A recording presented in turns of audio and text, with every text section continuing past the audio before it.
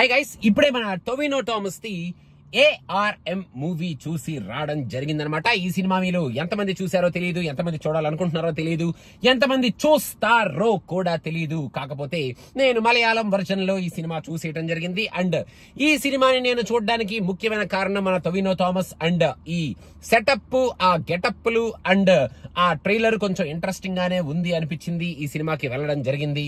చాలా సింపుల్ గా 3 ముక్కల్లో ఈ సినిమా గురించి చెప్పేయాలి అంటే, మీకు కనుక ఇలాగా నేటివ్ ప్రెజెంటేషన్ తో వచ్చే ఒక ఫోక్లోర్ కైండ్ ఆఫ్ సినిమా స్టోరీలు, ఆ ప్రెజెంటేషన్లు ఇంట్రెస్ట్ కనుక ఉంటే, మీరు కనుక టొవినో థామస్ ఫ్యాన్ అయితే, టొవినో థామస్ యాక్టింగ్ అండ్ ఆయన ఎక్స్ప్రెషన్స్ కానీ, ఆయన గెటప్స్ కానీ, ఇప్పటివరకు ఆయన చేసిన సినిమాలు కానీ మీకు నచ్చి, ఈ సినిమాలో ఆయన ఎలా చేశాడరా, అసలు ఏం చేశాడు తెలుసుకోవాలన్న ఇంట్రెస్ట్ ఉంటే, ఈ సినిమాని మీరు ఖచ్చితంగా ఒకసారి చూసేయచ్చనమాట. సినిమా ఎక్స్ట్రాడినరీగా ఉంది. అసలు ఈచ్ అండ్ ఎవ్రీ సీన్ అదిరిపోయింది. ఆ బ్యాక్ డ్రాప్ బెదిరిపోయింది. అసలు ఆ గ్రాఫిక్స్ కానీ, సెటప్ కానీ చించి ఉతికారేశారు అనేటట్టు ఉన్నాయి అని నేను చెప్పను. కానీ ఈ సినిమాలో వాళ్ళు చూపించిన ఆ నేటివ్ ప్రెజెంటేషన్, ఎక్కడికక్కడ వచ్చే ఆ సింపుల్ గ్రాఫిక్స్ బానే ఉన్నాయి. 3Dలో నేను ఈ సినిమా చూడటం జరిగింది కాబట్టి ఇనీషియల్ గా 3D గ్లాసెస్ ఎందుకు పెట్టుకున్నాను రా బాబు, మరి ప్రతి ఒక్కడు మొహాల మీదకి వచ్చి మరీ మాట్లాడుతున్నట్టు అనిపిస్తుంది కదా అని నాకు అనిపించిన తర్వాత, ఈ సినిమా ప్రోగ్రెస్ అయ్యే కొద్దీ పర్లేదులే 3D గ్లాసెస్ ఉంటే ఏమైంది అనేటట్టు 3D ఎఫెక్ట్స్ బానే ఉన్నాయి ఫస్ట్ లో. కాకపోతే మనకి తెలిసిన 3D ఎఫెక్ట్స్ లే కర్ర పుల్లల మొహాల మీద కిసిరేటాలు, డస్ట్ కాల్తో తరినప్పుడు మన మొఖాల మీద పట్టాలు, నిప్పురవ్వల మొహాల మీద కిసరటాలు, కత్తులు ఇలా గుచ్చినప్పుడు వచ్చే మన కళ్ళ ముందు గుచ్చుకోటాలు, ఇలాగ మనకి తెలిసిన 3D ఎఫెక్ట్లే ఉన్నాయి. కానీ చాలా బ్లెండ్ అయిపోయి సినిమాలో పాటు కలిసిపోయిన కైండ్ ఆఫ్ 3D ఎఫెక్ట్స్ ఉన్నాయి కదా అన్నట్టు నాకైతే అనిపించలేదు. You can easily watch it in 2D. 3Dలో చూడాలనుకున్నా కూడా చూడొచ్చు. కొన్ని ఎఫెక్ట్స్ బానే ఉన్నాయి అనిపించింది.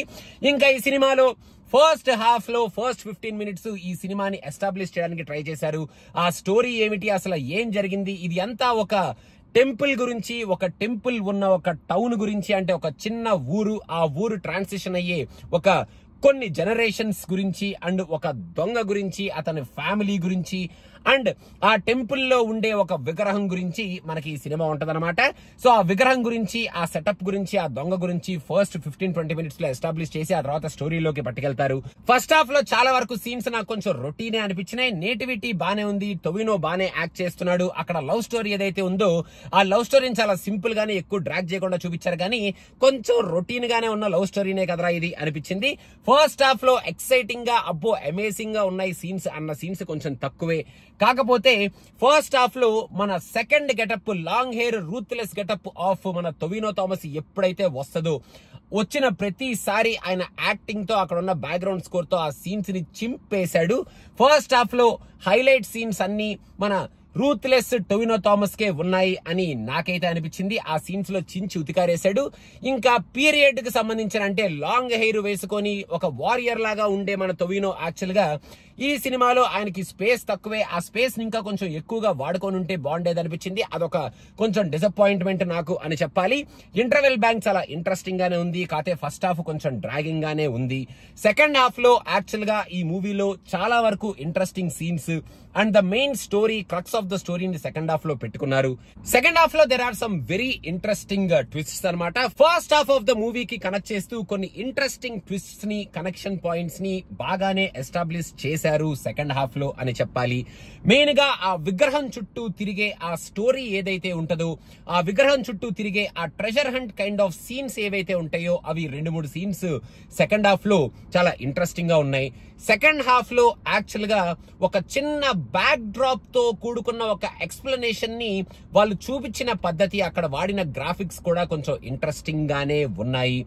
ఇంకా సెకండ్ హాఫ్ ఫస్ట్ హాఫ్ కన్నా కొంచెం పేసీగానే వెళ్ళింది, మరీ లాగ్లు అక్కడెక్కడ ఉన్నాయని అనిపించలేదు. అండ్ సెకండ్ హాఫ్ లో there are some good native scenes with some native presentation and ఆ ఫోక్లోర్ కైండ్ ఆఫ్ స్టైల్ ఏదైతే ఉంటుందో ఆ స్టైల్ మొత్తాన్ని మన వాళ్ళు ఈ సెకండ్ హాఫ్ లో మనకి ఈ స్టోరీ టెల్లింగ్ లో, స్టోరీని మనకి ఎస్టాబ్లిష్ చేయడంలో చూపించారు.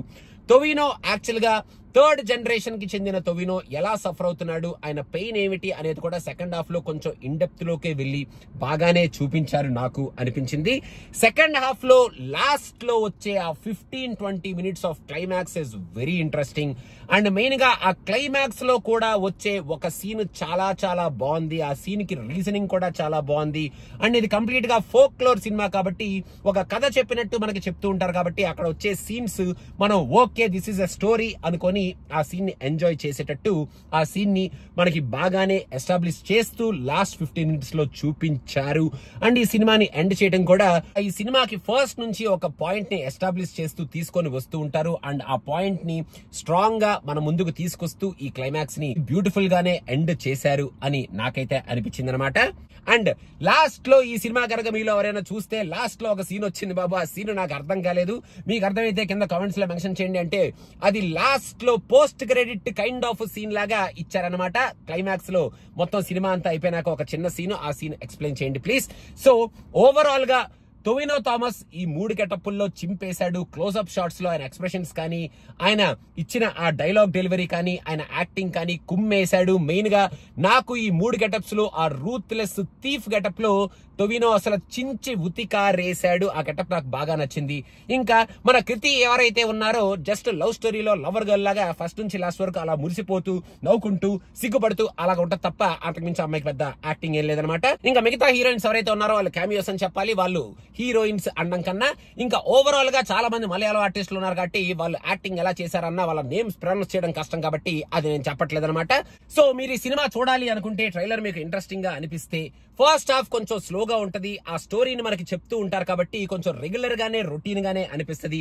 సెకండ్ హాఫ్ కొంచెం ఇంట్రెస్టింగ్ గా ఉంటది. సెకండ్ హాఫ్ ని మీరు కొంచెం ఆ ఫోక్లోర్ ప్రెజెంటేషన్ ని ఎంజాయ్ చేసుకొని మొత్తానికి at the end of the day పర్లేదురా మలయాళం సినిమా వాళ్ళు ఒక మలయాళం సినిమా లాగానే ఒక ఫోక్లోర్ సినిమాను మన ముందుకు తీసుకొచ్చారు. టొవినో కుమ్మేశాడు.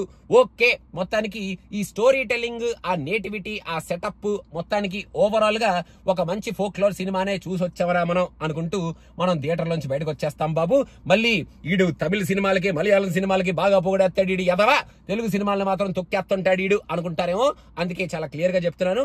ఇంకా మిగతా విషయాలు మీరు సినిమా చూసిన వాళ్ళు ఎవరైనా ఉంటే కింద కమెంట్స్ లో మెన్షన్ చేయండి బాబు. అది thank you so much. Bye bye.